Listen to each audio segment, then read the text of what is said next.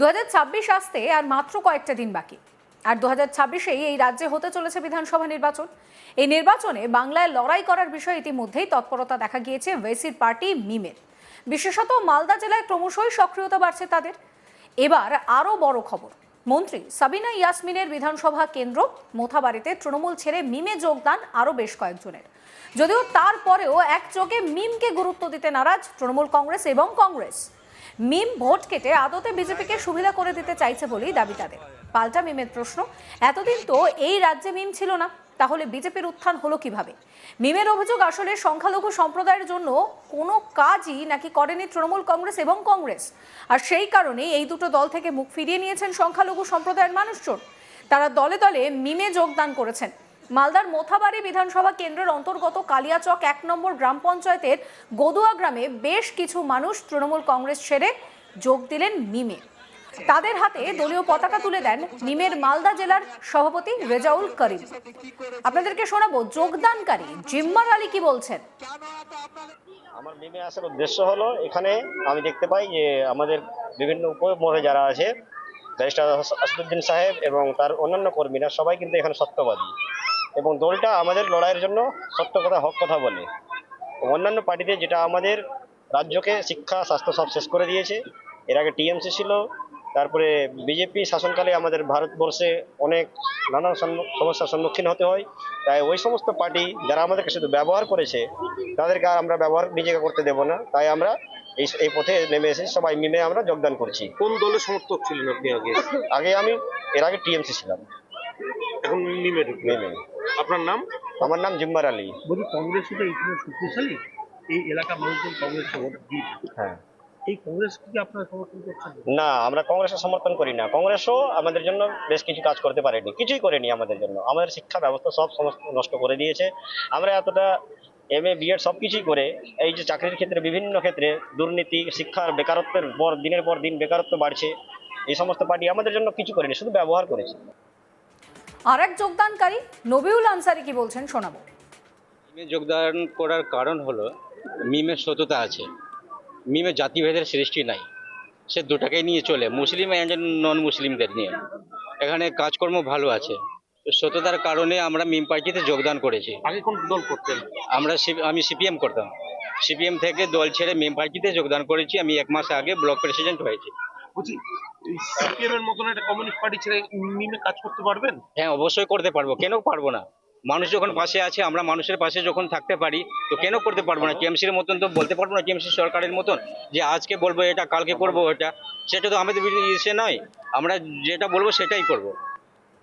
যোগদানকারীদের হাতে দলীয় পতাকা তুলে দেন মিমের মালদা জেলার সভাপতি রেজাউল করিম। কি বলছেন রেজাউল করিম শোনাবো।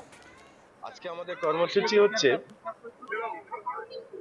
আমাদের কালিয়াচক 1 ব্লক সভাপতির অ্যাপয়েন্টমেন্ট দেওয়ার জন্য আমরা সবাই এক জায়গায় হয়েছি, এবং আজ এই জায়গায় প্রায় 500 লোক অন্যান্য দল ছেড়ে, যেমন তৃণমূল এবং কংগ্রেস ছেড়ে মিমের পতাকায় এসছেন। বলছি এই এই এলাকাগুলোতে কতটা সাড়া পাচ্ছেন আপনারা? সারা তো দাদা আপনারাও দেখতে পাচ্ছেন যে গোটা গোটা এলাকা এক হয়ে গেছে,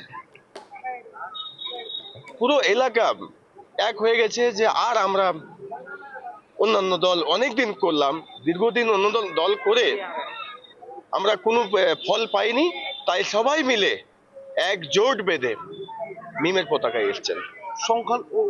সংখ্যালঘুদেরকে কি শাসক দল তৃণমূল কংগ্রেস এর আগে কংগ্রেস এবং সিপিএম এটাকে বঞ্চিত করেছিল, কি মনে হয়? এরা ব্যবহার করেছে সংখ্যালঘুকে, এক কথায় যে এরা ব্যবহার করেছে। 78-79 বছর ধরে অন্যান্য দল ব্যবহার করেছেন, এবার নতুন করে ব্যবহার করতে শুরু করেছেন তৃণমূল কংগ্রেস। এই যোগদানকে অবশ্য একেবারেই গুরুত্ব দিতে রাজি নয় তৃণমূল কংগ্রেস। মিম আদতে ভোট কেটে বিজেপিকেই সুবিধা করে দিতে চাইছে বলে অভিযোগ তৃণমূলের তরফ থেকে তৃণমূল মুখপাত্র আশিস কুন্ডু কি বলছেন শোনাবো। মিম হচ্ছে ভোট কাটুয়া পার্টি, বিজেপির বি টিম হয়ে, এজেন্ট হয়ে বাংলায় এসছে ভোট কাটতে। 2021 সালেও এরা যাত্রাপালা তৈরি করেছিল, কিছু লাভ হয়নি। আর 26 সালে সামনে বিধানসভা, এই ভোট কাটুয়া পার্টিকে বিজেপি লাগিয়েছে টাকা পয়সা দিয়ে। আপনারা যেটা বললেন যে প্রচুর লোক মিমে জয়েন করছে, ভুল কথা বলছেন। যেগুলো লোককে দেখবেন তৃণমূল নিচ্ছে না, কংগ্রেস নিচ্ছে না, সিপিএম নিচ্ছে না, সব দল থেকে বঞ্চিতরা সব এক জায়গায় হয়ে একটা দুটো চারটে পাঁচটা 10টা করে মিমে গিয়ে জয়েন করছে। আর এরা ভাবছে আমি কি অনু, এদের কি অওকাত আছে সেটা খালি 26 সালে ভোটের বাক্স যখন খুলবে তখন বুঝতে পারবেন। এর বাইরে এদের কিচ্ছু নেই।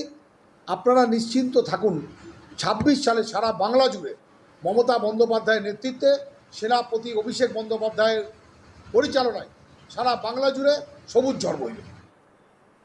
এ নিয়ে কি বলছেন কংগ্রেস নেতা আব্দুল হান্নান, শোনাবো। আমরা দেখে এসেছি গত কিছুদিন আগে যে বিহারের ভোট হলো, তাতে মিম 5টা সিট পেয়েছে, কিন্তু হয়তো 100টার মতো ও প্রার্থী দিয়েছিল। কিন্তু দেখা যাচ্ছে যে ও মিনিমাম প্রত্যেক কনস্টিটুয়েন্সি থেকে 20,000 করে ভোট কেটেছে এবং 5টা জিতেছে। কিন্তু আমাদের বাংলা টোটালি আলাদা। বাংলা এবং মালদার মাটি হচ্ছে কংগ্রেসের মাটি।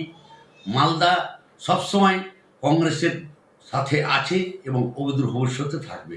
কংগ্রেস হচ্ছে একটা সবচেয়ে বড় দল, যে দল বহুদিন ক্ষমতায় ছিল, হয়তো এখন নেই, কিন্তু আগামী তো থাকবে এবং এখনো আছে। তাই আমি মনে করি মিম এসে আমাদের বিশেষ করে ওয়েস্ট বেঙ্গলে, পশ্চিম বাংলাতে কোনো কিছু করার ক্ষমতা নেই। কারণ কিছু একটা আবেগ কাজ করছে, কিন্তু ভোটের সময় দেখা যাবে সেই আবেগ আর থাকবে না।